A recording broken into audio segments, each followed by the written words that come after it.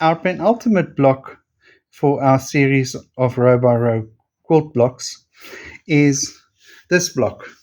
It is generally known as an arrowhead block. Um, Bonnie Hunter has made it and called it a garlic knot. And now we have made it and we call it a Koeksuster. It's a delicacy from South Africa that is deep fried in oil, a batter that is platted and deep fried, and then dunked into heavy, thick syrup. And this is in English, it's called a cruller, Cruller.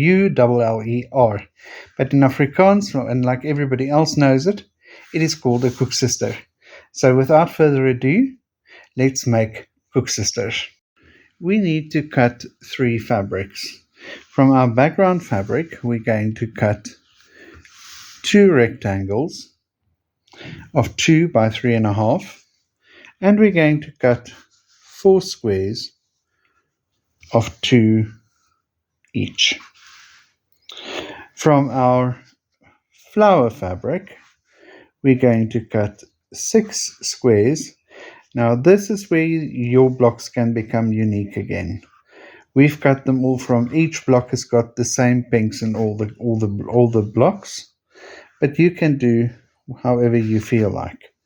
So you can have them all the same, you can have them all different, or you can have sets of 2, however it tickles your fancy.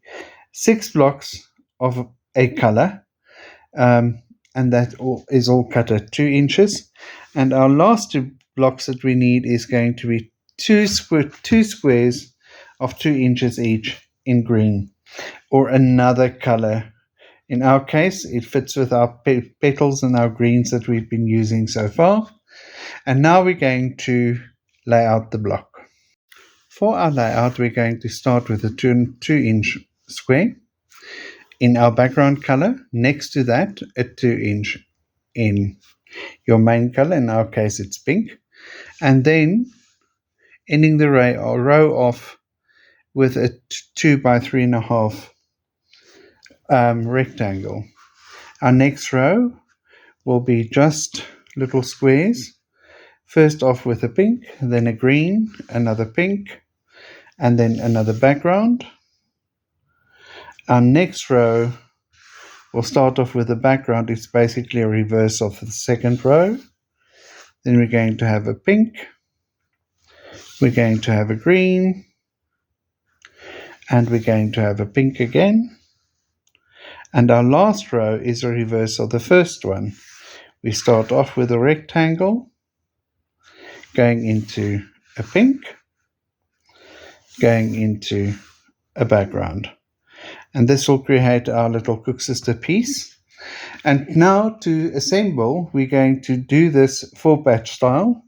So there's the 1/4, there's another quarter, there's the 3rd quarter that we need to put together, and there is the 4th one. Let's move them up like this. So we're just going to, in the case of these little squares, we're going to apply them 2 to 2 and then the rows together to make a 4-patch. And in the case with the long one, we're going to attach the 2 squares together and then add them to the rectangle. So now we are ready. After creating our 4 squares, we are now ready to sew them together in a 4-patch. And there's our block. So first of all, those 2 together, these 2, and then them together as well. There we have it. I just showing you the backside to just show you everything can lie very smooth and flat. If you comprehend that every seam that you sew, when you have it at the ironing board, that you iron them in opposite directions, then everything will not lay nice and flat. And that is our Koeksuster block. It's Bonnie Hunter's garlic knot block.